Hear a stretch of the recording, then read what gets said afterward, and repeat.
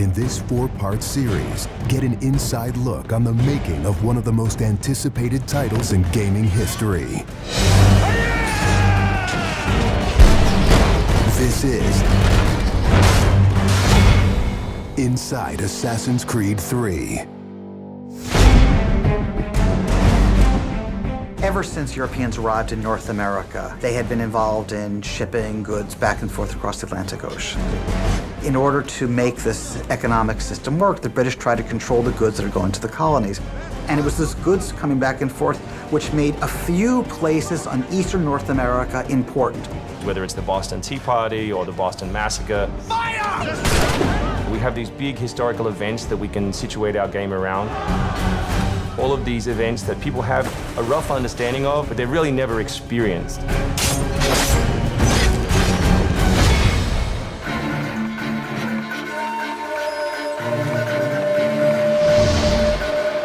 We had to go back and get our historian to find us accurate maps from the era of what Boston and New York looked like. These are actual replicas of the cities. If you're familiar with those cities, you should have that sort of eerie feeling of finding familiar sights. We really wanted to push the animations and just make it look like it's a real living world. As you walk through the crowd, you'll also see animals in the streets. They'd have a pig, they just clip his ear in a certain way, and they'd let him go in the street. And then he'd eat garbage, and then when it was time to eat the pig, you'd go and find your pig, and you'd slaughter it and eat your pig. We've got a lot of new ingredients that just bring a new, fresh feeling to the gameplay inside of the cities.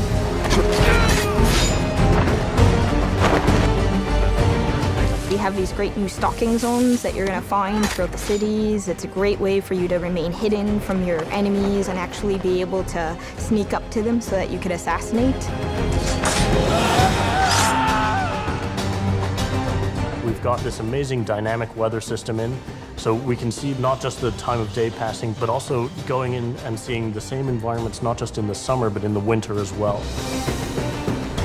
Even though it's a much more condensed area in the city, you actually have to be more careful. There will be carts moving past, so as you're running along the buildings, escaping some snipers, you'll be able to just dive off into a hay cart that's driving past. You'll be able to jump out of that, free run quickly through the streets, through a building, and jump out the other side. See people inside freaking out as you run past through their kitchen.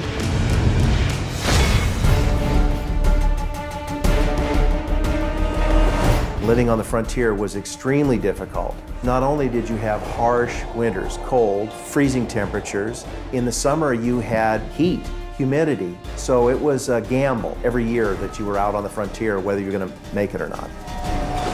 For AC3, the biggest difference is just having access to the frontier. So this huge wilderness area that you can sort of explore at your own pace.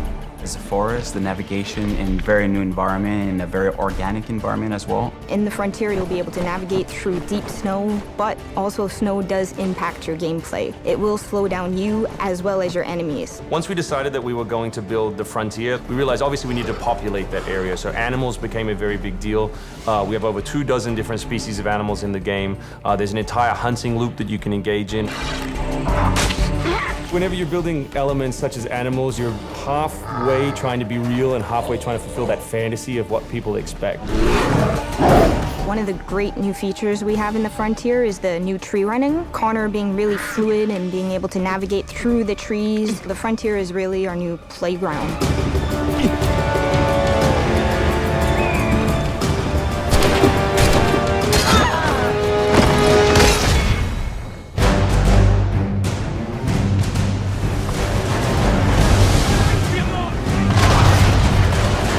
This war at sea was truly a global war and involved not only the British, but the French and the Spanish and the Dutch.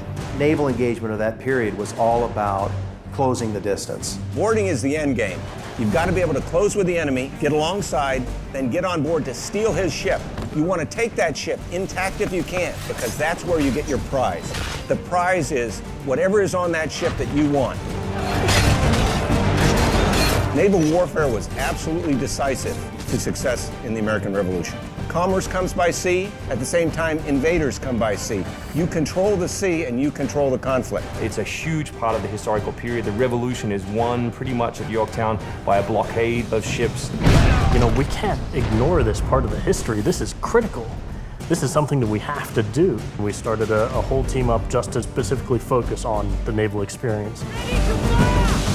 Naval combat has been a huge challenge. The technology of the wind, the water simulation has been a massive undertaking for the team. Initially, we didn't even think it was feasible because it's a big moving structure. It's a full simulation on high seas where Connor is controlling a ship, he's controlling a crew as well, so he's kind of the master and commander on the ship. Very exciting. I mean, you are on a moving vessel that is very much part of the sea itself. This is something that we wanted to engage in and build for the game. That was a huge challenge that we set ourselves and actually turned out pretty good.